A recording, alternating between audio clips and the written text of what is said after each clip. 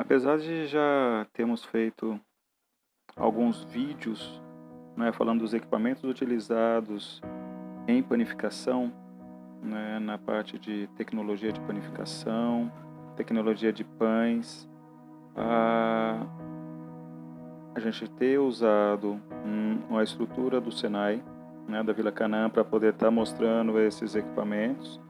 Agora a gente vai fazer uma descrição básica, né, baseado nesses slides, né? Esse é o slide número 11 e vamos ter como roteiro de aula geral, a gente vai falar sobre os equipamentos, a utilização deles na parte do processo, né, e a visualização desses equipamentos.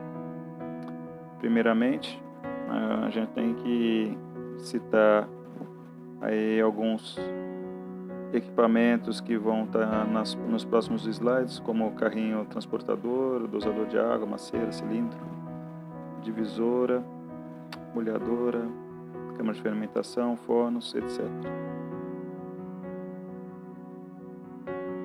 E como acessórios, né, ou utensílios, formas, colheres, bacias, mesas, estantes e assadeiras. No lado esquerdo, nós temos um carrinho transportador. Vocês podem ver que ele possui rodas para poder facilitar o transporte da farinha de trigo, né? Então, em vez de ficar levando sacos de farinha para um lado e para o outro, para a maceira ou dentro da nossa estrutura fabril, né, nós colocamos dentro desse carrinho transportador. Ele pode ser fixo ou não, e a gente deixa justamente ali dentro com farinha para poder estar facilitando, né, o balanceamento das nossas receitas, das nossas formulações. Do lado direito, nós temos dosador de água. Vocês podem ver no lado direito que é uma mangueira com controle de quanto de água eu vou colocar dentro da minha macieira. Normalmente essa mangueira é suficiente para chegar até, enfim, ele é localizado ao lado da macieira para poder facilitar diretamente, como a gente já viu em alguns vídeos. Então é uma ligação direta da água da caixa. Essa água tem que ser tratada, livre de coliformes totais, de maneira aí que a gente possa ter uma água limpa, potável. Lembrando também de controlar a parte dos sais minerais. A gente vai falar isso mais na parte dos ingredientes, mas só para a gente poder lembrar um pouquinho. E esse dosador de água, normalmente ele vai fornecer água gelada, não é, para minha macieira, justamente para que uma das funções da minha água é justamente controlar a temperatura. O meu próximo slide eu tenho um carrinho esqueleto, onde então dentro vocês podem ver estantes, várias prateleiras, melhor dizendo, com pães. Ela é utilizada justamente para quando se retira as formas do pão, para eu não ficar andando com essa esteira quente dentro da minha produção. Eu coloco tudo dentro do carrinho e levo meu carrinho para um lugar onde ele vai ser resfriado. Então a temperatura dele vai ser abaixada para que ele possa ser comercializado. No outro canto do meu slide eu tenho uma divisora bolhadora. Então temos duas funções: dividir e bolhar. Essa divisora, ela pode ser elétrica ou não. Pode estar acompanhada aí de outros equipamentos que a gente vai estar vendo mais para frente. Aqui ao lado nós temos duas maceiras, Na verdade, somente do lado direito é uma maceira de baixa velocidade. Essa descrição ela está errada. Não é uma maceira de alta velocidade. A maceira de alta velocidade é aquela que a gente mostrou no vídeo. E isso aí é uma batedeira planetária, tá? Então é uma batedeira já semi-industrial, com porte já significativo. Mas lembre-se, essa não é maceira, é batedeira. Aí nós temos cilindros de chão, de pé, onde nós mostramos o vídeo, cilindros de mesa ou de balcão. Esses são maiores. Justamente eles vão estar sendo responsáveis por estar desgaseificando, tirando o gás da minha massa, e dando uma padronização no tamanho para fazer determinados produtos. Aqui eu tenho outras divisoras, né? Então nós vimos lá atrás a divisora boleadora. Aqui eu tenho uma divisora semi-automática e uma divisora manual. Essa divisora manual é que nós temos no Senai, como já foi filmado, tanto com essa parte cilíndrica como a retangular também na gaveta. Então aí está a minha massa dividida. No caso, ela é dividida em 30 pedaços iguais. Uma das funções principais da divisora é fornecer uniformidade no tamanho, né? Essas são boleadoras, então eu tenho uma boleadora cônica ascendente, né? Onde a gente também já viu em alguns vídeos, e a de mesa. Então ela é uma mesa onde ela tem uma ripa, vamos colocar assim, de poliuretano, não é uma régua de poliuretano, que ela é inclinada justamente para que a massa que foi recém-dividida passe por ela e seja boleada. O boleamento vai fornecer maior estabilidade, geométrica para a minha massa, de maneira que ela possa depois ser modelada de maneira mais eficaz. Minha modeladora, então eu tenho aí 2 cilindros de feltro, onde ela vai estar vai estar girando sobre o próprio eixo a massa. Então, quando eu coloco a minha bola, a minha esfera de massa, aí ela achata e vira-se em cima dela mesma. Minha câmara de fermentação, nós já falamos também sobre ela, fornecendo principalmente 3 critérios de qualidade, que eu tenho que tomar muito cuidado nessa fase de fermentação. Minha câmara de fermentação eu vou ter que cuidar do tempo, da temperatura e da umidade relativa que vai ser fornecida para o meu pão. Se a minha umidade for muito baixa, vai haver o ressecamento desse pão e, no caso, a minha fermentação final ela vai ser prejudicada. Meu salto de forno vai ser prejudicado.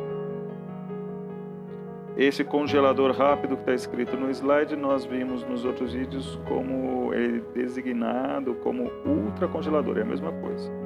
Tá? Então, de maneira que os cristais sejam cristais pequenos, causando o mínimo dano à minha massa. Nós vamos falar logo mais do pão congelado. Existem algumas diferenças aí para eu poder estar fazendo um pão congelado. Esse pão congelado pode ser cru ou pode ser meio assado, e mais para frente a gente vai estar falando dele. Esse é o meu forno de lastro. Nesse caso ele tem 2 câmeras distintas, onde eu posso ter temperaturas diferentes, programações diferentes para produtos diferentes. E eles são isolados justamente para que um não interfira no outro.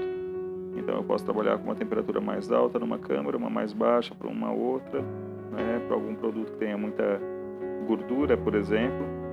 Então trabalhando aí com 180, 170 graus e no outro trabalhar com 240, 250. Esse é o meu forno turbo. Uma das principais diferenças do forno turbo para o forno lastro é que o forno turbo ele possui justamente ao fundo um ventilador que vai forçar ar de maneira mais uniforme pela câmara. Normalmente as temperaturas utilizadas no forno turbo são menores que o forno de lastro. Então, por exemplo, eu preciso fazer um bolo, preciso fazer um pão, a temperatura são 200 graus no forno lastro, ou se ele não fala nada, só fala num forno, você sabe que ele não tem um forçador de ar. Quando eu usar o forno turbo, uma das coisas que eu tenho que fazer é baixar a temperatura, colocar aí a 150, 160, de acordo com os testes que forem sendo feitos, e isso vai interferir também, muito provavelmente, no tempo de forno. Essa é uma fatiadeira ou fatiadora do meu pão, de forma, então vai estar padronizando também os cortes. Essa é uma laminadora, então na parte central dessa laminadora vocês podem fazer a determinação da medida, de maneira que seja uma espessura mais fina, uma espessura maior, e ele vai da direita para a esquerda em vários momentos, quantas vezes serem precisos. Ele vai um vai e um vem, tá? Esse laminador de pizza é como se fosse um cilindro também, mas com uso específico de produto. E aí nós temos as nossas formas. Do lado esquerdo, superior esquerdo, nós temos aí formas para pão, né, pão francês, para baguete. Do lado direito nós temos formas para bolo, né, ou para pão de forma, e embaixo forminhas diversas aí para biscoitos, tarteletes, tortas, enfim. Mesa inox e as estantes. Essas estantes então são os acessórios, já falado, né, seja para esfriar um produto, ou seja, né, para poder levar um produto ao forno, ele vai trazer praticidade para mim, de maneira que eu não fique andando com uma bandeja, né, ou uma forma por vez no meio da minha produção. Obrigado, e por esse slide é só. O nosso próximo slide fala sobre a importância de cada ingrediente. Nós já vimos em um outro vídeo que esses ingredientes, segundo a legislação, ele pode ser tratado como ingredientes obrigatórios ou opcionais. O nosso roteiro, então, ele vai se constituir para falar da farinha de trigo, da água, do fermento, que são os ingredientes obrigatórios a estarem na composição de um pão, e os opcionais ou não obrigatórios, dentre eles o sal e outros ingredientes complementares. Sobre a farinha de trigo, ela não é apenas o ingrediente mais importante dentro da panificação, mas ela também é fundamental, elemento nessa indústria. Ela que é capaz de tornar uma massa elástica quando for submetida à mistura, como aprendemos na parte lá do processo. Então, misturei a minha farinha com água, vou ter desenvolvimento do meu glúten, e essa massa ela vai ser importante porque ela vai reter os gases produzidos durante a fermentação, conferindo ao produto final uma textura e uma estrutura única. Então, a farinha de trigo empregada deve ser de qualidade apropriada para uso em panificação. Falamos também anteriormente que as farinhas ricas em glúten, elas proporcionam massas mais estáveis. Então, quanto maior a porcentagem de glúten, maior o tempo de fermentação, melhor a qualidade do pão, e ter maior qualidade, maior quantidade de glúten é dizer que a minha farinha é forte. Então, farinha forte, você já pensa farinha com alta porcentagem e alta qualidade de glúten. Farinha fraca, baixa quantidade, baixa qualidade no glúten. Pão francês, por exemplo, ele é um produto mais exigente, ele precisa de uma farinha mais forte, quando comparado com outro tipo de pão, por exemplo, o pão de forma. Então, por quê? O pão de forma ele vai ter mais açúcar, vai ter mais gordura. Por esse motivo, ele acaba sendo menos exigente. Está relacionado a essa exigente no que diz respeito à quantidade de glúten. Nós já falamos também que um dos problemas da farinha de trigo no Brasil está na falta de padronização, Então existe uma variação muito grande na qualidade do glúten, Então uma hora isso é uma dificuldade ser contornada por padarias, pelas indústrias, De que maneira? Fazendo misturas entre farinhas e uso de aditivos, para poder manter um produto de qualidade. Quais são as propriedades gerais da minha farinha, quando a gente vai estar falando de pão? A primeira delas, força, Então, a primeira propriedade fundamental na minha farinha é força, E ela vai ser definida como sendo medida da capacidade de uma farinha para produzir um pão crescido e de grande volume. O volume do pão, é claro que não depende somente da farinha, mas está muito relacionado com a experiência também daquele que produz esse produto, seja um técnico, seja um panificador, Então, é importante a minha farinha também ter tolerância nas fermentações. Então, segunda propriedade, tolerância na fermentação, Então, existem farinha que necessitam de um tempo maior para fermentar, para mostrar a qualidade, Outras precisam de um tempo mais curto. Então, a tolerância à fermentação é a capacidade de uma farinha suportar um processo de fermentação durante o período de tempo que for.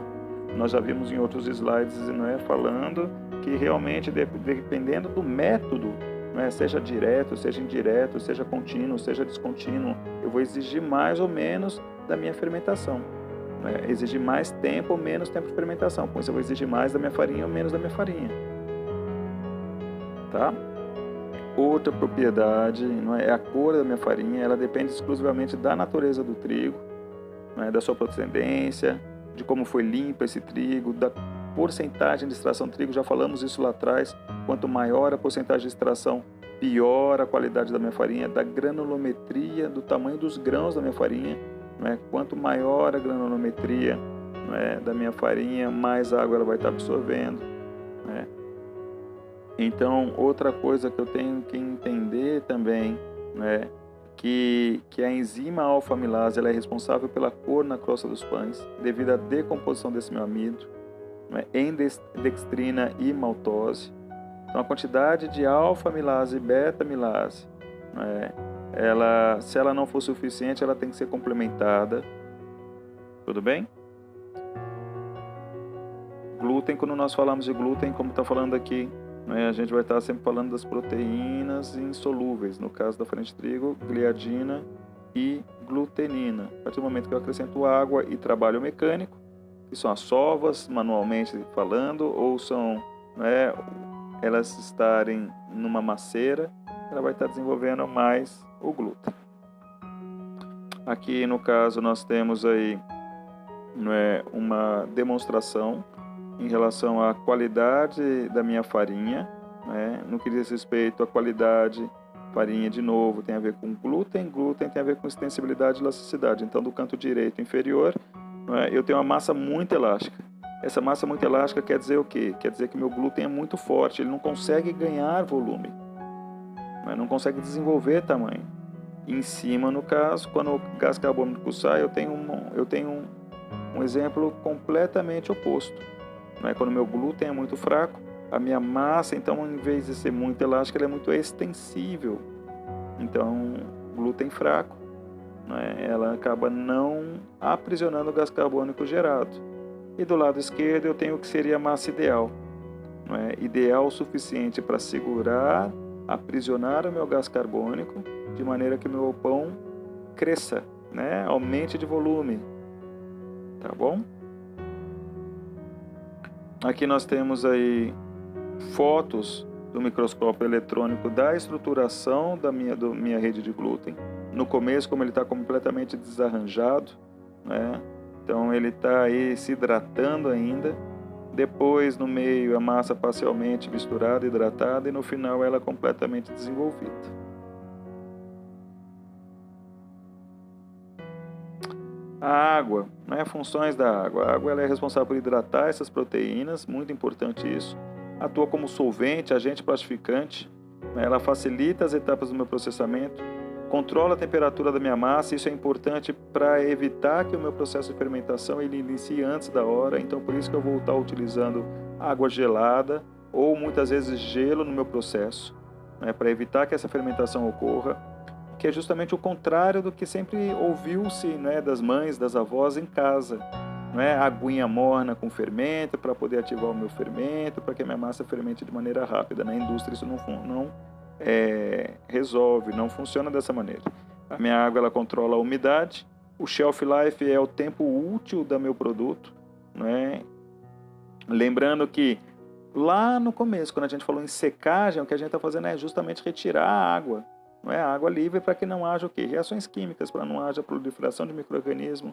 Então, essa continua sendo uma das funções aí principais da minha água, tá? Regulando, então, o meu tempo de prateleira justamente por causa desses micro-organismos que possam haver, causando perda de qualidade do meu produto. Controla a maciez, palatabilidade do meu produto, elasticidade, consistência e textura. Então, a legislação brasileira determina que a água para consumo alimentar e uso na indústria, ela deve estar isenta da bactéria do grupo coliformes. Então, você precisa fazer, no caso, tomar uma série de medidas para garantir que a sua água esteja livre de coliformes totais. Como é que você faz isso?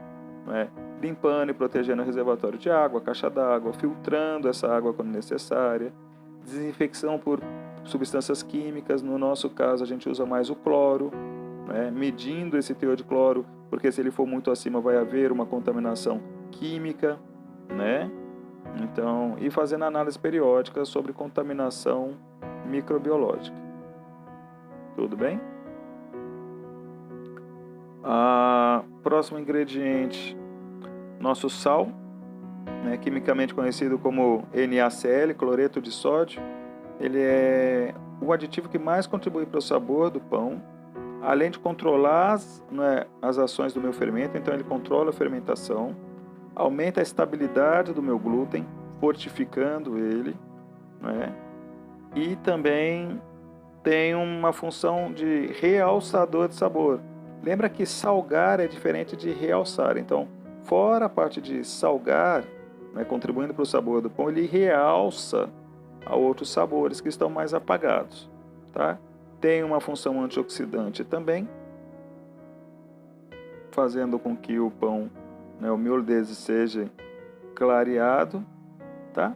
Então, se eu tivesse que dar 3 principais funções do sal em panificação para vocês, ou 3 objetivos principais: primeiro, contribuir para o sabor; segundo, diminuir a taxa de fermentação; terceiro, fortalecer o glúten. Tranquilo? Fermento biológico.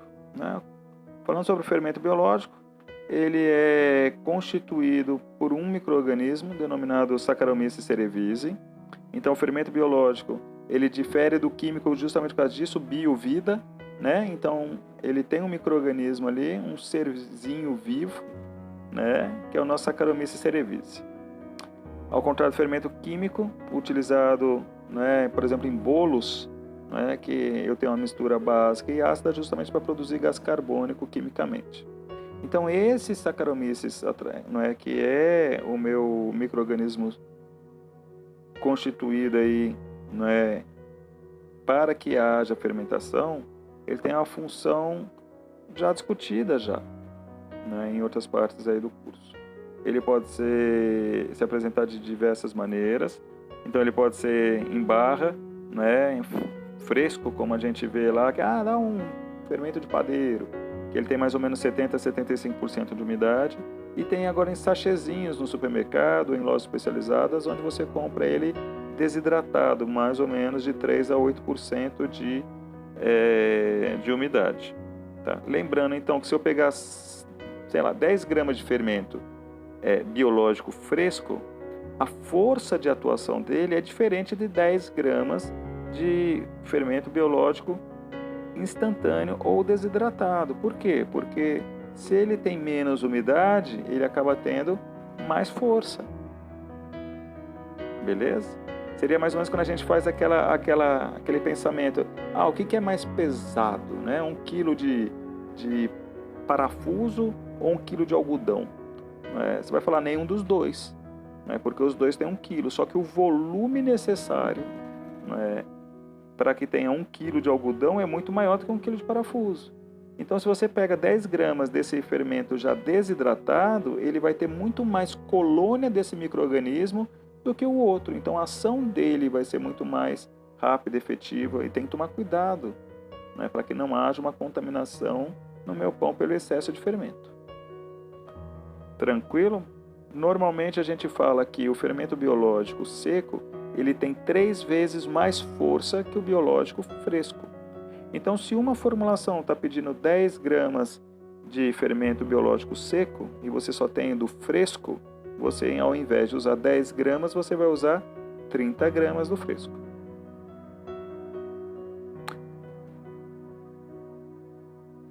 Outros ingredientes complementares aqui, por exemplo, o açúcar, farinha de soja, gordura. Gordura, o que a gente pode falar? Ela é extremamente importante.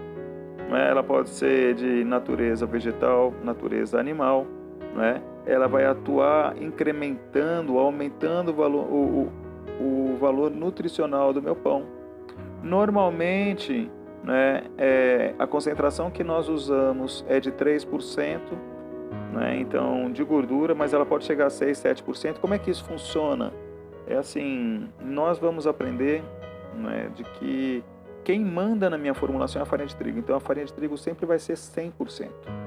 Então, se eu falo que a minha gordura, a concentração normal é 3% relacionado à farinha de trigo. Então, se eu tenho, por exemplo, 1 kg de farinha de trigo, eu vou usar 3% de gordura, eu vou usar 30 gramas. O uso de quantidade excessiva da minha gordura vai fazer com que a massa fique bastante extensível, o que não é muito interessante, porque ela vai estar sendo incapaz de resistir à pressão do gás produzido durante a fermentação. Então, tem que tomar cuidado. Então, quais são as características que a minha gordura tem, né, que ela vai fornecer? Primeiro, sabor e aroma. Né? Então, gorduras desodorizadas não devem ter nenhum... Desodorizadas sem cheiro, né? Elas são muito importantes. Elas não devem ter nenhum aroma residual. Né? Margarina, por exemplo, entretanto, ela normalmente ela necessita de sabor e aroma um tanto mais forte. Ela fornece mais sabor. Né? A banha, se a gente for usar banha, origem animal, também tem odor, né, remanescente aí no meu produto. Então tem que estar tomando cuidado com isso. Ela fornece sabor e aroma para o meu pão, né, para o meu produto em panificação. Vai conferir consistência e plasticidade, né, fazendo com que, né, a fase sólida e a fase líquida dessa minha gordura, né, ela deve estar sempre dispersa finamente. Né, então tem que estar em uma proporção apropriada para poder utilizar. Então, quando você pega assim, uma margarina 70% lipídio, é porque aquela margarina não tem só gordura, ela vai ter outras coisas, ela vai ter água, por exemplo, ela vai ter amido, vai ter estabilizantes, vai ter outra coisa. Então, é importante eu entender como ela funciona. Tá? A estabilidade, não é outra característica da minha gordura. Não é? Ela tem que tomar cuidado para não desenvolver sabor, aroma de ranço, que é a oxidação lipídica. Então eu tenho que tomar cuidado onde eu guardo essa minha gordura. Gaspar, tirando essa parte das características, né, quais são as funções principais aí da minha gordura? Primeira delas, aumento do volume do pão. Então ela é usada normalmente para aumentar o volume do meu pão, porque, como a gente disse, ela desenvolve mais a característica de extensibilidade da minha massa, melhora a maciez do meu produto, né? Então ela vai contribuir na propriedade de mastigação. A adição de gordura à massa, normalmente nessa porcentagem que a gente falou, entre 3, né, 4, 5%, ela vai produzir um pão com textura muito aveludada. Outra terceira função, né? Então a primeira, aumento de volume. Segunda função, melhora na maciez dos meus produtos. Terceira função, melhora na propriedade de conservação. Né? Essa propriedade ela é medida, né, pelas características de frescor e boa qualidade de mastigação. Então, o tempo que o meu produto vai se manter fresco varia com o tipo, né, justamente do meu pão. O pão ele envelhece muito rápido. Então, se eu não tiver aí conservantes, provavelmente ele vai estar durando mais do que 4, 5 dias. Então, a adição de gordura no meu pão melhora a qualidade da minha conservação, sem colocar produtos específicos, químicos para isso, né? Aumentando, então, o meu tempo de vida útil. Outra coisa que a gente pode falar, não sei se aqui está no final, enfim. Outra coisa que a gente pode estar falando é o leite. Então, o leite é usado normalmente desengordurado e desidratado. Então, o meu leite em pó desnatado. Por quê? Porque o meu leite ele vai permitir uma maior absorção de água pela minha farinha. Deixa a massa mais tolerante à mistura. Ajuda na cor da minha crosta. Ajuda na textura do meu pão. Aumenta o valor nutricional. Lembra que o leite ele possui o açúcar chamado lactose, então vai contribuir para o sabor também, né, do meu pão. Outro ingrediente, né, que a gente não pode deixar de falar é do açúcar, né? Ele tem como finalidade facilitar a adaptação da levedura ao processo de fermentação, né, colaborando com o sabor, aroma e cor do meu produto final através da caramelização, né? Geralmente é utilizado açúcar de cana, mas também pode ser usado aí xarope de milho, açúcar invertido, né, nos meus produtos. Ok? Podemos falar também esses surfactantes, né, que são os outros nomes para emulsificantes, né? Então, eles têm algumas características específicas, né, permitindo conservar o miolo macio por mais tempo, né, retardando a perda da umidade, diminuindo a taxa de envelhecimento. Quais são os principais amaciantes, né, que eu encontro? São os mono e diglicerídeos. Que eles vão estar aí justamente dificultando a recristalização, né, a retrogradação da minha massa.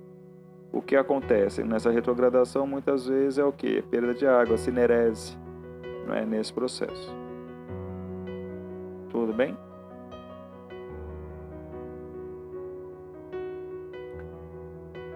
Um surfactante natural muito utilizado, né? Então, quando eu falar de surfactante, você lembra de emulsificante, né? É a lecitina, né? Fosfatilcolina, ela é extraída aí da soja, né? É utilizada na panificação. Ele tem umas propriedades bem definidas, então ele atua como amaciante e ou condicionador, né? Dependendo da composição da amostra. Então, vou ter resultados aí com crosta mais macia, miolo, né, e textura mais uniforme, né, produzindo aí característica de armazenamento melhor. Nas panificações, o pessoal costuma chamar esse emulsificante, os padeiros chamam de olhinho, não é o olhinho, mas emulsificante ele pode se apresentar de várias maneiras, tá? Normalmente o pessoal utiliza óleo. Bom, agentes oxidantes são outros tipos de aditivos também, eles fortalecem a massa, né, alterando características de elasticidade e extensibilidade, interagindo com glúten, né, então fazendo com que a tolerância à mistura seja aumentada, né, e também a capacidade de retenção desses gases durante a fermentação. Os principais agentes oxidantes que nós temos aí, né, são 3: o bromato de potássio, o ácido ascórbico, que é a nossa famosa vitamina C, e o azodicarbonamida, chamada como ADA. Legislação proibiu a utilização de bromato de potássio, tá? Então, os principais substitutos para a utilização de bromato de potássio, né, é o ácido ascórbico e a azodicarbonamida. Beleza?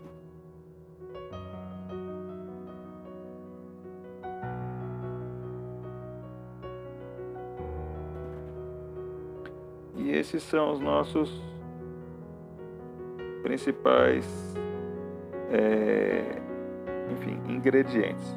As enzimas, né, são a alfa-amilase, a gente já falou dela também mais para trás, não tem muito mais o que eu acho que falar.